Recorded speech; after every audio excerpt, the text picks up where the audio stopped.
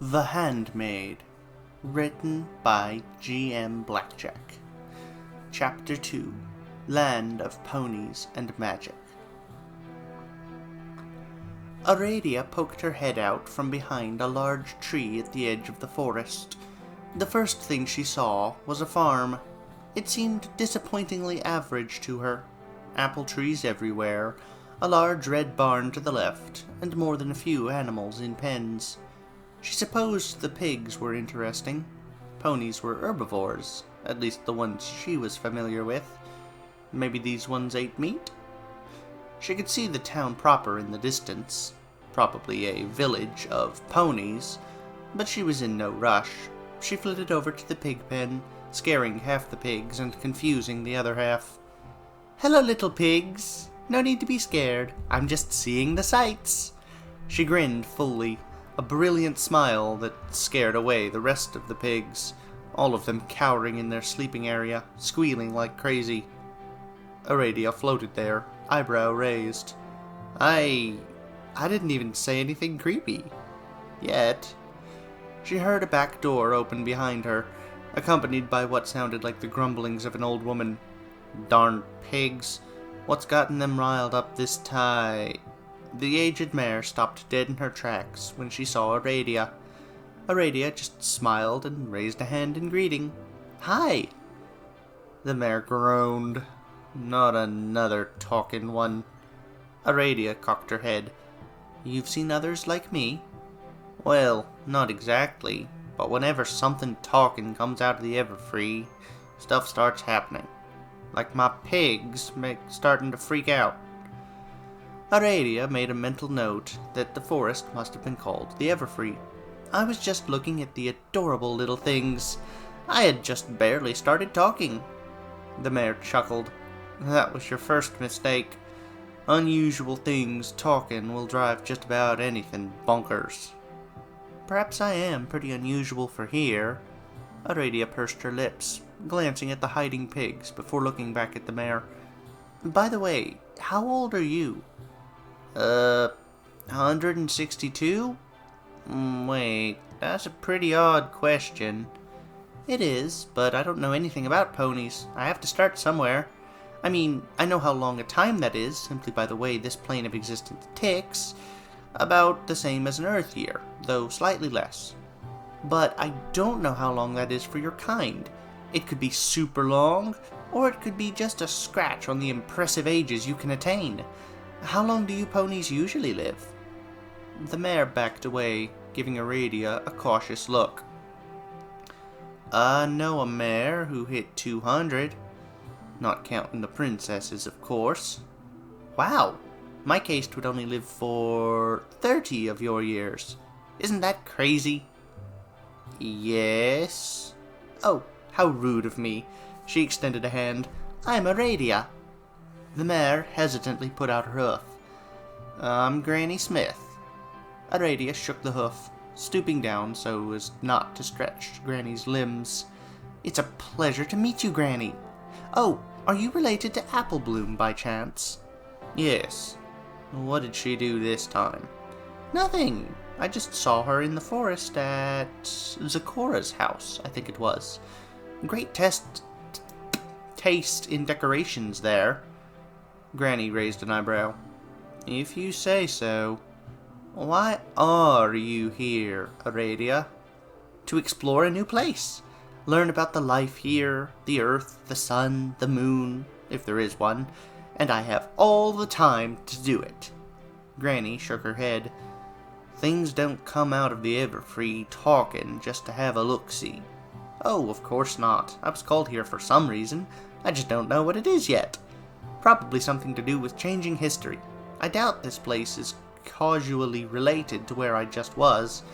Maybe I'll even know what I'm doing soon." "You're saying a lot of weird stuff." "Oh, am I going too fast? Sorry, I've just been around a long time. I forget sometimes." "I thought you said you only lived to be 30. "Oh, that's normally. My age can't even be measured with calendars anymore." "I'm not gonna ask." "Yeah, probably best. I don't think I could explain that one." Sorry.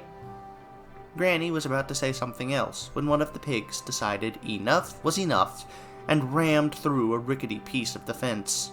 "Snuffer!" Granny shouted. "Get back here!" "I got him," Aradia said, flapping her wings, launching over the pig. She landed in front of the squealing animal. She raised her hand and picked up the beast with her telekinesis and plopped it back into its pen. Then she rewound time around the fence, repairing it. "There you go." Granny let out a sigh. "Always with the magic. Should have known you had some, with the horns and all." Aradia blinked. "Well, it's not magic. Or maybe it is? The definition gets muddled quite a bit, depending. You associate horns with magic power?" Granny rolled her eyes. "What are you, from the moon?" "Might as well be." Aradia winked. "You really are just here to see the sights for now, aren't you?" "Yeah." "Well, not much here besides pigs, chickens, and apples. Ponyville's out that way, though there's not much there either besides the castle and Sugar Cube Corner. And ponies. But ponies are exactly what I want to see. Their houses, their lives, their families, their graveyards." Granny shook her head. "Word of advice to ya. Ponies spook easily. I don't think it'd be a good idea to just skedaddle in there. They'll expect a rampaging monster." Aradia took a moment to appreciate the idea of a rampaging monster in a pony town. "Oh, that'd be fun. You aren't going on a rampage, are you?" "Oh, no. I'm just going to sneak around. Stealth mission, gather intel, like some kind of secret agent. Hey, I can't believe I've never been a secret agent before. Officially, anyway." Granny decided she was done questioning. "Well, have fun. Try not to cause any heart attacks." "I solemnly vow that I shall not cause any heart attacks, merely observe any that occur." Granny Smith said, numb at this point. Aradia spread her hands and slowed time down to a crawl. Everything around her moved like a snail. She could even watch the wings on a nearby bee rise and fall in a slow beat. No pony would see her like this. She was too fast to notice. She lazily flew to Ponyville proper, taken in by how colorful things were. Besides the ponies themselves, who came in every color imaginable in every combination, the buildings were the greatest example of vibrancy to be seen. Pink was a dominant color, but there wasn't so much that it dominated the scene. It was mostly an accent alongside the other colors. Most of the houses were simple, homey constructions that definitely gave off an inviting aura. There was a bakery, presumably Sugar Cube Corner, that almost looked like it was made of sweets. There was a round town hall, and a crystal castle in the distance. Aradia looked at the castle in mild confusion.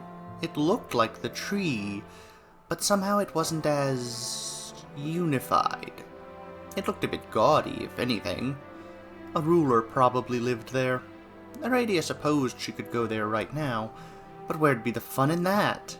She still had to look closer at the ponies themselves. Some of them had wings, Pegasi probably. Others were graceful unicorns, presumably imbued with magic power, if what Granny said was true.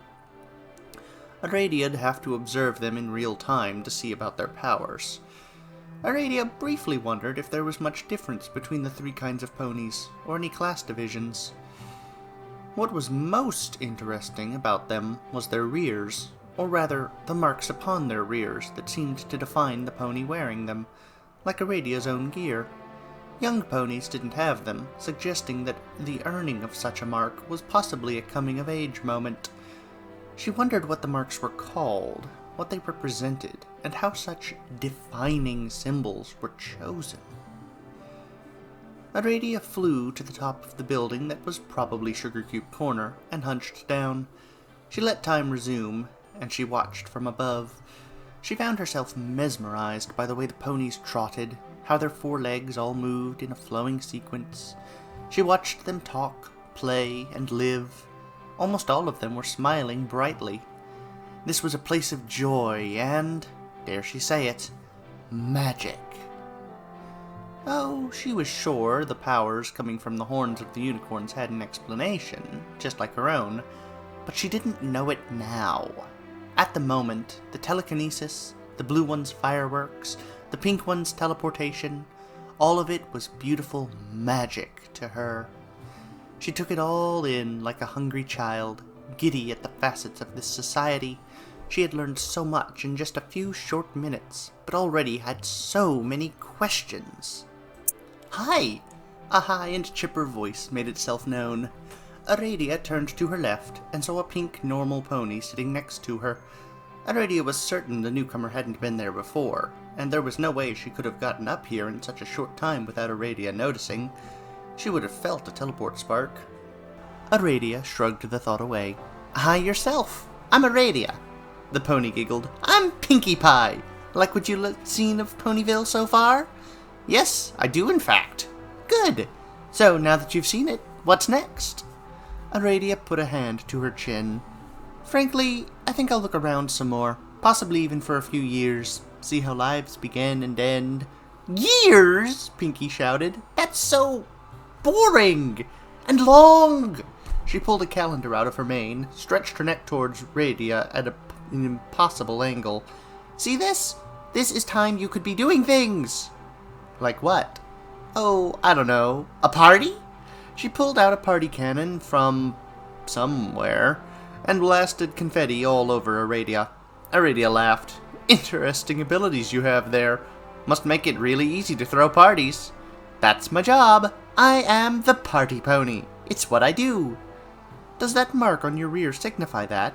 Aradia asked, pointing at Pinkie's symbol. 3 balloons. "Yeah, it does. It's called a cutie mark." Aradia didn't even try to stifle the laugh. Pinkie joined in, realizing the name was rather silly. "You know, I wonder why we call it that.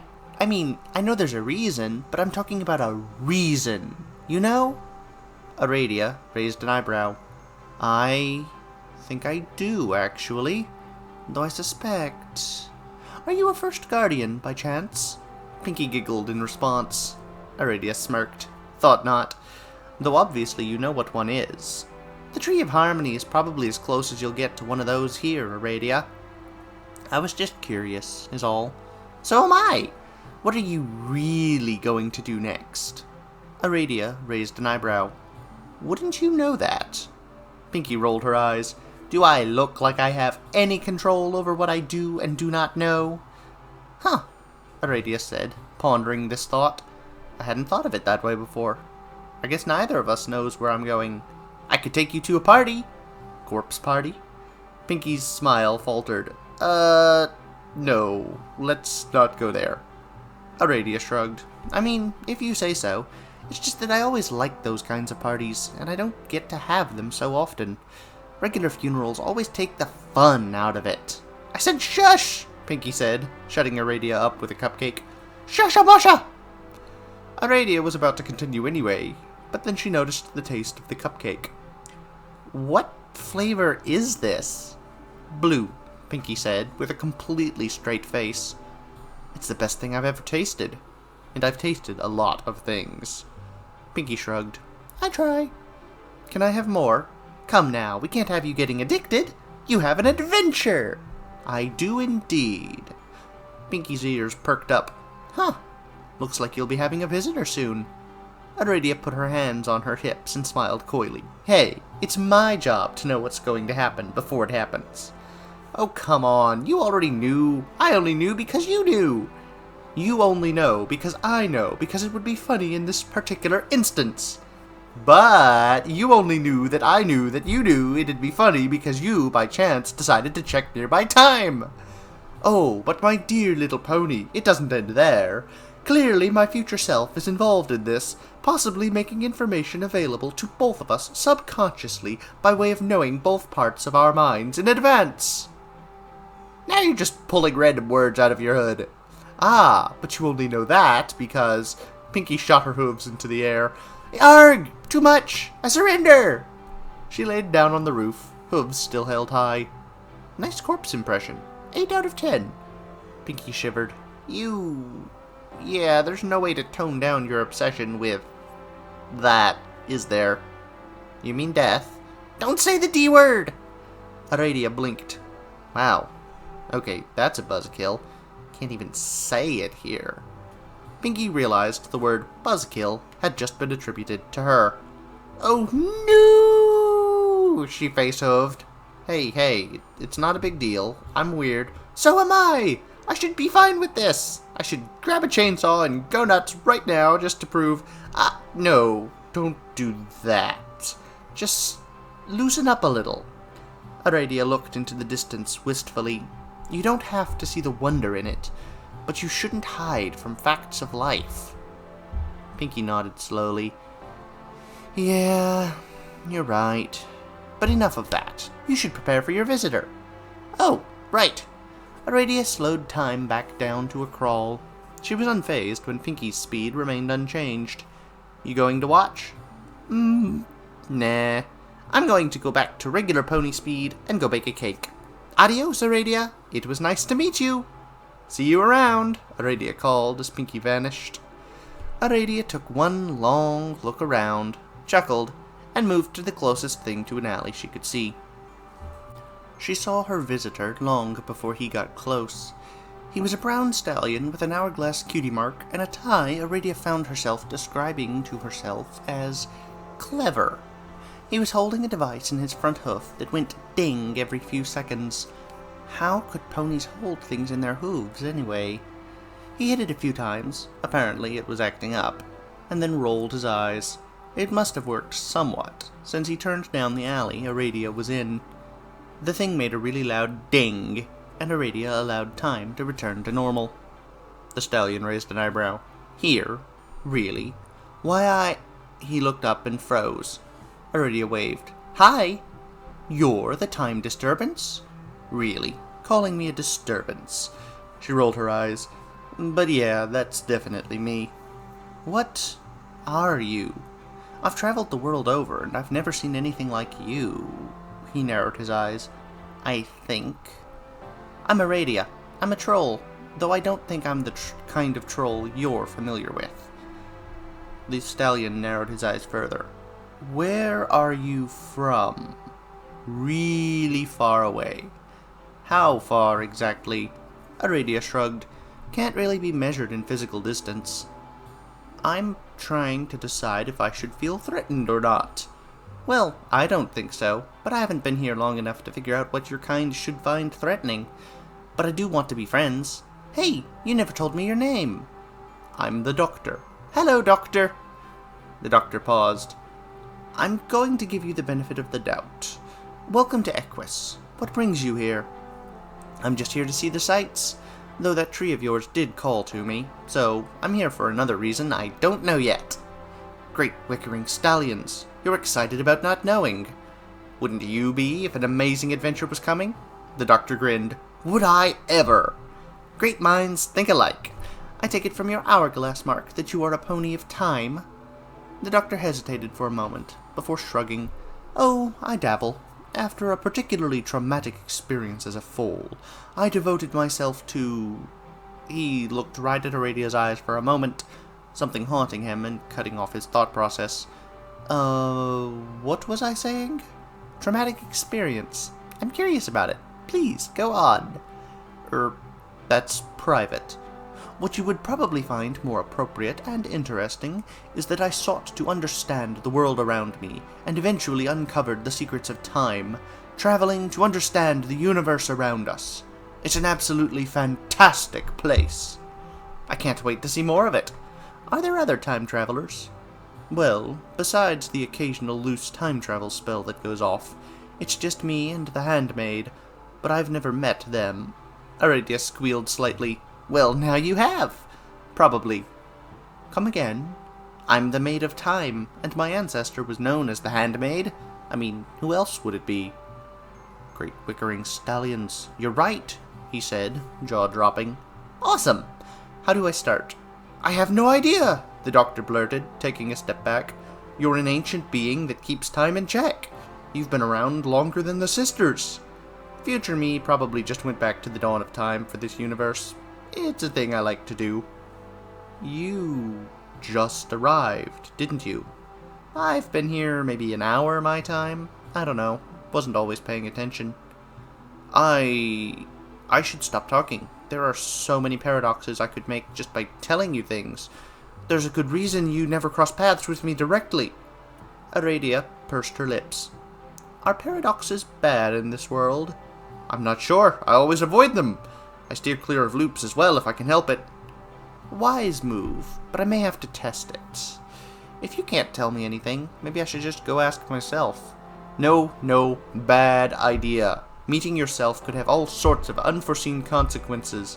Aradia reached into time and created a loop. She took a version of herself from 5 seconds in the future and fist-bumped them. Then she became that future self and fist-bumped her past self. She grinned. No trouble there, Doctor. And I thought I was crazy. So, where do you think I can find my future self? She'll know what she can and can't tell me. The Doctor shook his head. Wibbly wobbly. Go back precisely 1 local year and 3 days. There's an event that splits the main timeline. You should be in the castle to get the best feel for it. Thanks! See you around, Doctor. Or maybe not, if I avoid you for whatever reason. At least it's nice to have a face to the name now. I'll be sure to come to your funeral, Aradia said, jumping back into the past. She quickly froze time again and drifted into the castle. It was still as gaudy in the past. She resumed the flow of time when she was inside. The room didn't change. There was just a table that felt a lot like the Tree of Harmony with 7 seats surrounding it. Aradia drifted over to the one with balloons on it and sat down, closing her eyes. She could feel time branched off from here in 7 different ways, not counting the timeline she was on. She smirked, grabbing a hold of one. She was suddenly in a burning landscape being ravaged by a giant centaur. She saw pony bodies everywhere alongside wildlife of all kinds, magical and mundane. The centaur saw her and launched a burst of energy towards her. Aradia shifted to a new timeline. This one was a world of pure desolation and death. Nothing here but a brown, irradiated wasteland. She smiled. Her first sighting of how ponies could die, and now a dead timeline. She was already hitting the jackpot. She knew that such terrors and places existed only to be fixed later, reaffirmed to the Alpha timeline, assuming that was how things worked here, anyway. But that didn't mean she couldn't appreciate them. She wondered what had changed to alter history so drastically here. It looked like she might get some answers. 5 alternate versions of herself appeared to her left, all of them smiling and talking among themselves about a plan of some kind. The Handmaid needed counsel upon arrival, and of course the Handmaid herself would provide it. She did not fear herself, what she was or what she'd become. She was one of those rare few who was comfortable with who they were, a gift needed for her very existence. There are 2 conflicting stories about how she provided herself counsel, both possibly true, even if we cannot understand how.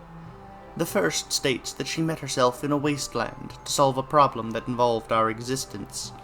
The other says that she met herself in the deep past to learn the ways of time.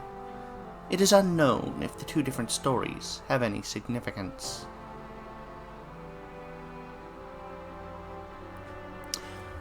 Well, first of all, I noted that she said she had all the time, not all the time in the world. Appropriate, since even if the world does not have the time, she can. Just making extra time. It's not a phrase I've seen commonly, but then, it's kinda limited to time traveler peoples.